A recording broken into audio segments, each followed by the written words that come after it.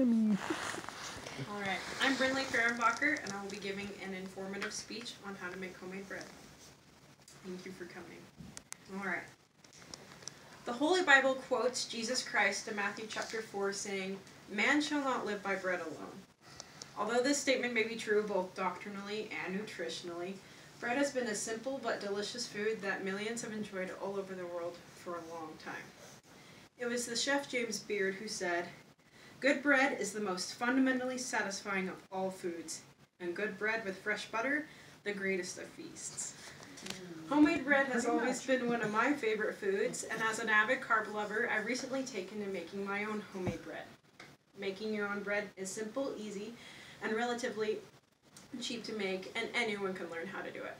However, despite this being true, few people actually know how to make their own bread. Because of this, today I will show you how to prepare, knead, and bake your own homemade bread. Let's start with our first step. We're going to go over the recipe of how to make this loaf of homemade bread that I have prepared today. And my computer is giving me a little problem, but I got it. Alright, so the recipe that I will be using today is Grandma's Country White Bread by Andrea Nelson from the blog Pennies and Pancakes. I picked this recipe because it's a really good bread for sandwiches or toast or just plain with butter on it. Each loaf costs about 39 cents to make, and it's a simple recipe that any beginner baker could start on. Let's go over our ingredients. So for our wet ingredients, you'll use 3 cups of lukewarm water and 1/3 cup of oil. And then for our dry ingredients, we will be using 1/4 cup of sugar, 1 1/2 tablespoons of yeast, 1 tablespoon of salt, and 6 to 7 cups of ground wheat flour. Now I personally didn't have ground wheat flour, and the recipe can also use regular all-purpose flour. If you use the regular all-purpose flour, you'll need about 8 cups of flour because the flour is much finer, but it also creates a softer bread. So for these reasons, I picked to use the regular all-purpose flour. The first thing we do to start a recipe is you get a large mixing bowl, and we mix together our flour, sugar, and yeast. And we mix these together and let them sit for about 10 minutes. Now in this picture you can see that there's this big white foamy thing in the middle of the bowl, and on the outside is a ring of water. That foam is the bubbles that the yeast created. According to The Accidental Scientist, a website dedicated to the science of cooking, yeast is a single-celled organism classified as a fungi. Crazy, right? So this fungi, when it is activated by warm water, feeds on the sugar and creates carbon dioxide as a byproduct. And the carbon dioxide is what lets bread rise.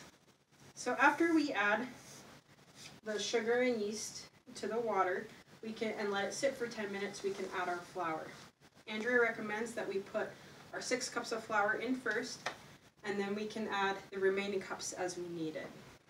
So now that we have our dough, we begin to knead our bread. Now, kneading the bread is very important because it changes the texture of the bread.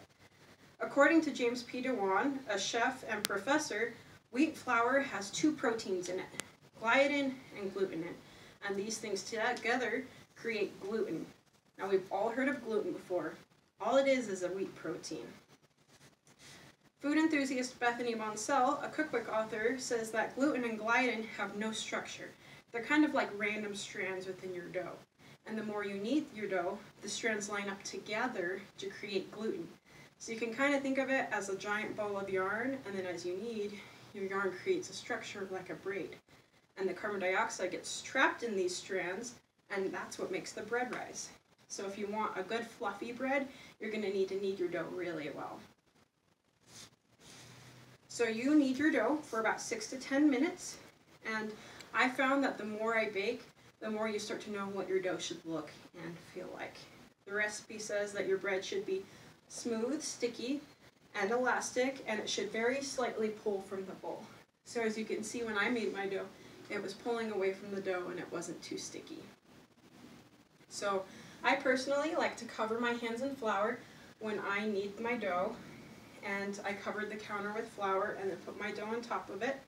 And you can use strong movements, and don't be afraid to have a little fun with it. After you're done kneading, you should have used about 8 cups.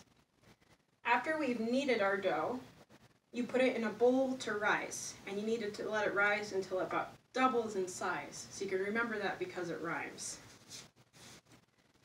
So I personally like to put my dough into a bowl, and my stove is on top of my oven.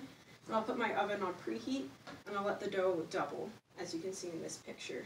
You can also cover your dough with plastic wrap, or the author of the recipe says she turns the oven light on in her oven, and she puts the dough inside with a bowl of warm water underneath to speed the process up. So you can pick which works best for you. The next thing that we'll do with our dough after kneading it is punching it down. Now, punching it down sounds like a really rough term, but according to Red Star Yeast, a yeast company, punching it down just means that we're removing the carbon dioxide that has built up in the dough. So as you can see, I gently pressed my dough down. I didn't actually punch it, and you knead it a little bit and allow it to rise for a second time. Punching your dough down makes the bread have a finer grain. It moves the yeast cells around and also moves the sugar and the moisture around, so it creates a much better bread that's a higher quality. Now that your dough is punched down, we can put it into our pans. This recipe creates 2 loaves, and I didn't have any regular bread pans, so I used cake pans, but those work just as well. You can grease your pans, and you split your dough into 2, and you gently lift each loaf of bread into the pan and allow it to proof or just rise for a second time. We allow the bread to rise till it's about 1 or 2 inches above the rim. So you can see my dough was about halfway in its pan, and by the time it was done, it had risen all the way to the top right there. Once your dough has risen to the correct size, we can bake it for 375 degrees for 25 minutes. Once it has finished baking, you can immediately set on a cooling rack and serve. Now you have your final product. Your bread, as you can see here, should be golden brown on the outside and soft and white on the inside. You can slice it and eat it with butter and honey right away. Now you can enjoy your bread with your friends and family. Let's go over the things that we've learned today. Making homemade bread is simple once you understand the steps of how to make it. First, mix together your ingredients to create a supple dough. Second, hand knead your bread to create a gluten structure that will trap the carbon dioxide within it.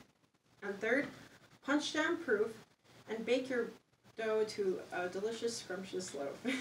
I hope I've been able to effectively teach you how to create your own loaf of homemade bread. And although you may not live by bread alone, you too can have your very own feast.